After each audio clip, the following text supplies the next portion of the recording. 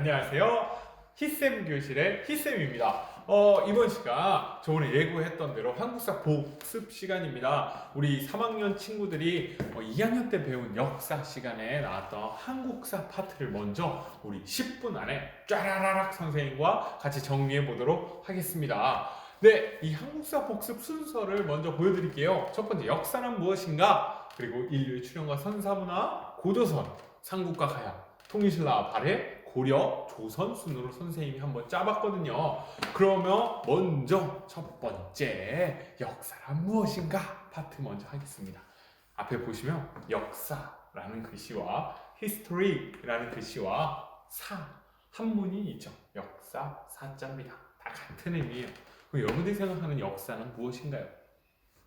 역사가 무엇일까요? 선생님과 수업 시간에 했던 거 기억날까요? 여러분들 인생 그래프를 한번 그렸었어요. 그 인생 그래프 안에서 여러분들이 객관적으로 있었던 사실뿐만 아니라 여러분들이 생각해서 그렸던 그것들, 바로 그것들이 기록으로서의 역사와 그 사실로서의 역사를 선생님과 같이 이야기했던 게 기억이 나네요. 그러면 우리 3학년 때는 무엇을 하냐? 진짜 역사라는 게 과연 무엇일까? 역사를 왜 배울까? 2학년 때도 했지만 이것이 진짜 여러분들에게 가까이 갈 수 있도록 선생님과 함께 더 나눠 보려고 합니다. 네, 그러면 이거 뭐예요? 이거 누굴까요? 오스트랄로피테쿠스입니다. 선생님 아니고요. 이 오스트랄로피테쿠스 여러분들이 잘 기억했던 것 같은데 여기 보시면 이 그림 너무나 익숙할 거예요. 처음에 우리 최초의 인류라고 이야기를 하는데 오스트랄로피테쿠스, 에렉투스, 네안데르탈인 그리고 호모사피엔스, 지금 우리의 현생 조상이라고 할 수 있는 호모사피엔스까지 있습니다. 여러분들 선생님 기억나나요? 왜 호모사피엔스가 살아남았다고 했죠? 네, 맞아요. 협력입니다. 의사소통이에요. 친구와의 협력, 같이 사이좋게 지냄으로 인해서 호모사피엔스가 지금까지 우리가 여기까지 살아올 수 있었다는 것을 이야기했습니다. 그리고 선사문화입니다. 첫 번째 구석기 시대, 신석기 시대, 청동기 시대로 이어지는데요. 구석기 시대는 수렵과 채집 생활을 했어요. 이동했죠. 그러고 농사를 시작하게 되면서 정착하기 시작합니다. 그리고 그 농사가 더욱 발전함으로 인해서 사유재산이 발생하게 되고요. 그 사유재산으로 인해서 계급이 나눠지는 사회가 바로 청동기 시대라고 볼 수 있어요. 그럼 이 청동기 시대에 계급이 나눠짐으로 인해서 최초에 무엇이 시작하기 시작하나요? 그렇죠. 국가가 발생하기 시작합니다. 우리나라의 첫 번째 국가 무엇이죠? 네, 고조선입니다. 여기 보시면 여러분들 잘 보일 거예요. 당군 할아버지가 터잡으셨죠. 그리고 뭐였죠? 맞아요. 홍익인간 뜻으로 나라 세우니 대대손손 훌륭한 인물도 많다라는 거예요. 그래서 이 당군 신화 이야기는 여러분들이 잘 알고 있어요. 많은 박수 우가우가. 그러고서 이런 고조선이 지나고 나서요.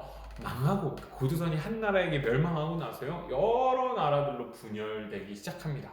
그러면서 부여, 고구려, 옥저동에 만진한 병안 이런 나라들이 있었다가 결국 4개의 나라로 압축되게 되죠.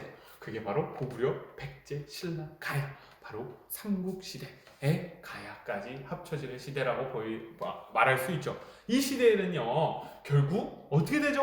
맞아요. 열심히 싸우다가 당나라를 끌어들인 신라가 결국 이 백제를 멸망시키고 가야를 먼저 흡수하고요. 백제 멸망시키고 고구려까지 멸망시키게 되죠. 그러면서 뭐가 되죠? 통일신라가 됩니다. 이 통일신라와 발해를 이야기할 수 있어요. 왜 이렇게 선생님이 위아래로 했죠? 맞아요. 남쪽에는 통일신라가 한반도의 대동강 이남을 차지하게 됩니다. 그리고 그 북쪽에 당나라가 차지하고 있던 땅에서 바로 발해가 뭐를 계승한다? 그렇지. 고구려를 계승한다는 명분하에 영토를 차지하게 됩니다.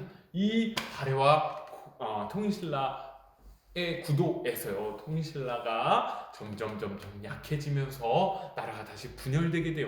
이걸 후삼국시대라고 하죠. 이 후삼국시대에 후고구려 누가 세웠죠? 맞아요. 누가 기침소리를 내었는가? 맞습니다. 궁예입니다. 궁예가 후고구려를 세우고요. 견훤이 후백제를 세우게 되죠. 그럼 여기서 후고구려의 궁예가 나중에 점점 폭정을 하게 되면서 호족들에게 밀려나게 되죠. 그러므로 인해서 왕건이 고려를 세우게 되고요. 이 고려는 어떻게 되죠? 네, 통일신라를 흡수하게 되고요. 그리고 나중에 견훤까지 항복하게 되면서 후백제는 흡수하게 돼서 결국 고려가 이 한반도를 차지하게 됩니다. 이 고려를 자세하게 보자면요, 고려가 건국되고 나서요, 왕건이 있었고요. 태조가 정치를 함으로 인해서 광종까지 이어지는 그 호족 시대가 있었고요. 그러고 나서 거란이 성종 때 가서 거란이 침략하게 됩니다. 거란의 1차 침입 때 누가 기억나시죠? 그렇죠. 서희의 이 외교 담판으로 인해서 강릉 6주를 획득하게 되는 거 기억나실 거고요. 3차 때 강감찬의 귀주 대첩 등이 있습니다. 그리고 이 귀족 사회, 고려의 사회가 붕괴되기 시작하기 보이는 것은 바로 이 묘청의 난입니다. 이 묘청의 난으로 인해서 묘청이라는 스님이 어디로 가자? 그렇지, 금나라한테 사대하지 말고 우리 평양으로 천도하자라는 거에서 반란을 일으키게 되고요. 여기서 실패하게 되죠. 그러고 나서는요, 이 문신과 무신들의 대립 가운데서 무신들의 불만이 폭발하는 시대가 되니 그게 바로 무신정변입니다. 정중부 이야기 기억나실 거예요. 그러면서 무신들의 집권으로 인해서 문신들을 싸그리 죽이게 되고요. 무신들이 정치까지 하게 되죠. 이러한 혼란스러운 상황에서 몽골이 쳐들어오게 됩니다. 이 몽골은 대규모 군대가 있는 것보다는 소규모 군대라도 말을 타고 엄청난 전략 전술과 전투력으로 전 세계를 제패하게 되죠. 역시 우리 한반도까지 진입하게 됩니다. 그러면서 이 몽골의 침입을 막기 위해서 무신 정권은요, 강화도 천도를 결정하고요, 바다라는 그 섬이라는 지형적 특성을 이용해서 끝까지 버텨 나가려고 하지만 결국 몽골에 항복하게 되고요. 고려 왕실과 몽골 황실과의 계약으로 인해서, 서로의 조건으로 인해서 다시 개경으로 환도하게 되고, 그때부터 뭐가 되죠? 네, 원간섭기가 시작됩니다. 고려가 원나라한테 귀속되기 시작되는 거죠. 정치적으로 억압을 받게 됩니다. 왕의 이름에는 충자를 붙이고요. 각종 정치 제도들은 다 격화돼요. 명칭이 격화됩니다. 황제 국가에서 쓰는 거다라고 하면서 부로 다 격화되게 됩니다. 또 복장들도 몽골풍으로 하게 되고요. 이러한 상황에서 중국 대륙에서는 원나라가 점점 쇠하고요. 각지에서 홍건적의 반란이 일어나면서 명나라가 흥하기 시작합니다. 그때 공민왕이 즉위하고요. 그 공민왕은 원 간섭에서부터 벗어나야겠다라는 생각을 합니다. 그래서 다양한 개혁들을 단행하면서 원 간섭에서 벗어나고요. 그러한 혼란스러운 상황에서 왜구가 창궐하고요, 홍건적이 쳐들어오고요, 명나라와는 계속되는 갈등이 있고요. 그런 과정에서 이러한 난세에서 영웅이 등장했으니 최영 장군이든 이성계 장군이든 이런 장군들이 출연하게 되죠. 이 장군 중에서 너무도 유명한 사람이죠. 이성계는 결국 위화도 회군을 단행함으로 인해서 뭐가 되죠? 네, 조선을 건국하게 돼요.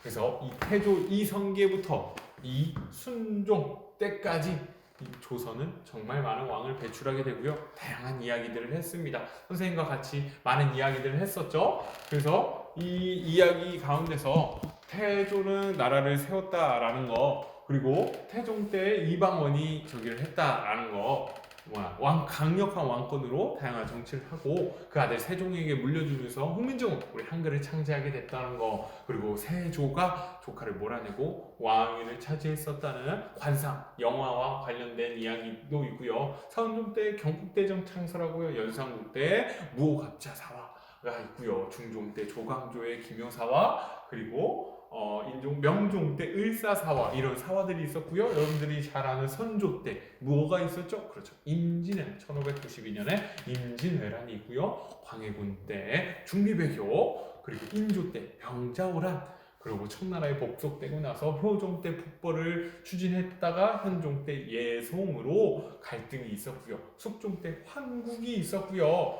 그리고 영조, 정조 때 탕평책으로 노론, 소론, 남인 이런 것들을 규합하려고 노력을 했지만 결국 정조 이후에 순조, 헌종, 설종 때 뭐가 있어요? 그렇죠, 세도 정치의 외척 세력들이 장악하는 세도 정치가 벌어지게 됩니다. 그리고 이 세조 정치는 고종이 즉위하게 되므로 대원군이 집권하게 되므로 종식을 하게 되는데 이때까지 선생님과 함께 2학년 때 배웠어요. 기억나시죠? 그 이후에는 이제 3학년 때 선생님과 같이 배워보도록 하겠습니다. 여기까지 한국사 복습이었고요. 다음 시간은 세계사 복습을 한번 해보도록 할게요. 그러면 마지막으로 무엇을 해야 되냐? 우리 구독과 좋아요 부탁드릴게요. 안녕.